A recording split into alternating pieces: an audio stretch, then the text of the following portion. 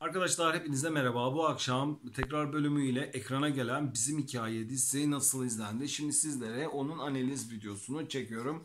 Arkadaşlar bildiğiniz üzere geçen hafta yani Perşembe günü Bizim Hikaye'nin ikinci bölümü ekrana gelmişti. Seyirci tarafından çok güzel ilgi gördü ve reyting artışına geçti ve bu artışı yeni bölümlerinde de devam ettirecek gibi görünüyor. Çünkü Bizim Hikaye gerçekten seyirci tarafından sevilen ve tutulan bir iş oldu. Ve tekrar bölümleri de aynı şekilde seyircinin ilgisini görüyor ve geçen salı günü de tekrar bölümü ekrana gelmişti. Seyirci ilgisini güzel çekmişti ve bu akşam da yine tekrar bölümü seyirci tarafından ilgi gördü.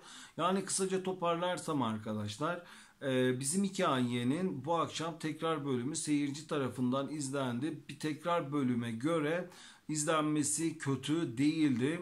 Ve ben Bizim Hikaye dizisinin reyting artışına devam ettireceğini düşünüyorum arkadaşlar. Ve Bizim Hikaye bir yandan da çok güzel iş olmuş. Hani bunu tarafsız olarak hani video analizini çekiyorum diye söylemiyorum. İzledim diziyi, ben gerçekten de beğendim. İyi ki de bu diziyi çekmişler diyorum ve Hazal ile Burak'ın oynadıkları Filiz ve Barış karakterleri de çok uyumlu olmuşlar. Yine ailedeki karakterler de birbirine çok uyumlu.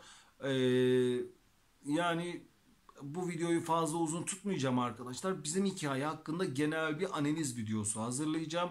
Orada uzun uzun detaylı olarak sizlerden gelen hem soruları hem de bizim hikayeyi izlediğim ve oradan aldığım bilgileri sizlerle paylaşmak istiyorum arkadaşlar. Onu da birkaç gün içerisinde çekerim. Onu da seyredebilirsiniz.